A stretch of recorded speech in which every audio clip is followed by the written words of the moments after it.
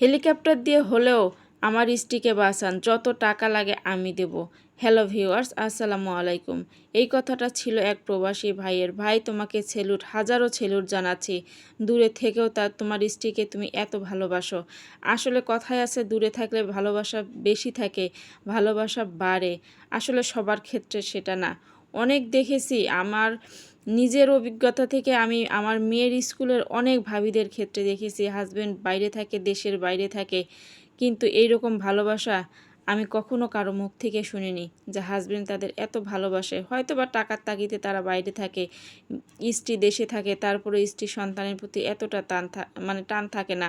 অনেকে বলবে যে না, আমি এটা ভুয়া কথা বলতেছি, কিন্তু না, প্রবাসী বউদের মুখ থেকে শুনবেন, ওদের সঙ্গে একটু উঠা বসা করবেন, তাহলেই বুঝবেন যে আসলে প্রবাসী বউদের কষ্ট কী জিনিস। শুধু টাকার দিকে তাকালেই হয় না, ভালোবাসাটাও দেখতে হবে। আচ্ছা, আপনাদের সঙ্গে গল্প করতে করতে রান্না করতে আছি। আজকে হচ্ছে মসুরির ডাল দিয়ে আমি চাল কুমড়া একটু রান্না করে নিয়েছিলাম, প্রেশার কুকারে দিয়েছিলাম। আসলে এই রান্নাটা প্রেশার কুকারে দিলে আমার কাছে অনেক ভালো লাগে, কারণ ডালটা একদম সিদ্ধ হয়ে যায়, আর চাল কুমড়োটা একদম ভাঙা ভাঙা একটা হয়ে যায়, খেতে অনেক মজা লাগে। এখানে আমি আজকে একদম শুকনা মরিচ ব্যবহার করিনি, কাঁচামরিচ দিয়ে পুরো রান্নাটা করে ফেলছিলাম। তারপর একটু পেঁয়াজ বেরেস্তা করে নিয়েছিলাম, সেখানে আমি দিয়েছি সাদা এলাচি, দালচিনি, তেজপাতা, একটু মুরগির মাংস রান্না করব এই কারণে। যেটা বলতেছিলাম, আসলে দেখা যায় বোন, তুমি ভাগ্যবতী, তোমাকে এমনিতে কথাটা বললাম না। এইরকম হাজব্যান্ড সবার কপালে জোটে না। মানে হাজার হাজারের মধ্যে কি আর বলবো তোমাকে, যে 100-এর মধ্যে হয়তো বা 2 থেকে 3 জন মেয়ের কপালে এরকম একটা হাজব্যান্ড জোটে। এত কেয়ারিং, তারপর এত ভালোবাসে। সচরাচর এখন সবাই বলে যে হ্যাঁ, ভালোবেসে বিয়ে করেছে, সম্পর্ক করে বিয়ে করেছে, দীর্ঘ 4-5-7 বছর ধরে প্রেম ছিল, তারপর বিয়ে করেছে। যাই দেখো, ওদের ভিতরে সেরকম কোনো কিছুই নাই। শুধু ওই যে একটা সাইনবোর্ড, বড় একটা সাইনবোর্ড টানানো যে ভালোবেসে বিয়ে করেছে। ভালোবেসে বিয়ে করা আর ভালো থাকা, ভালোবাসা এক জিনিস না। আসলে যারা করেনি তারাই বুঝবে যে আসলে ভালোবেসে বিয়ে করাটা কতটা কষ্টের।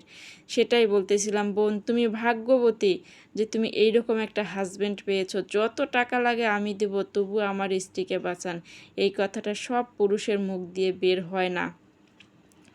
আচ্ছা, যাই হোক, তারপর মুরগির মাংসটা একটু কষিয়ে নিলাম। কষিয়ে নেওয়ার পরে আলু দিয়েছি। ওই যে আলুখোর আমরা সবাই, আলু তো দিতেই হবে, ছোট পিচ্চিরা আছে ঘরে, এই কারণে আলু দিয়েছি। কয়েকটা আলু দিয়ে একটু পানি দিয়েছিলাম, কারণ পাকিস্তানি মুরগি তো পানি অলরেডি অনেকটা বের হয়ে যায় এটার মধ্যে দিয়ে।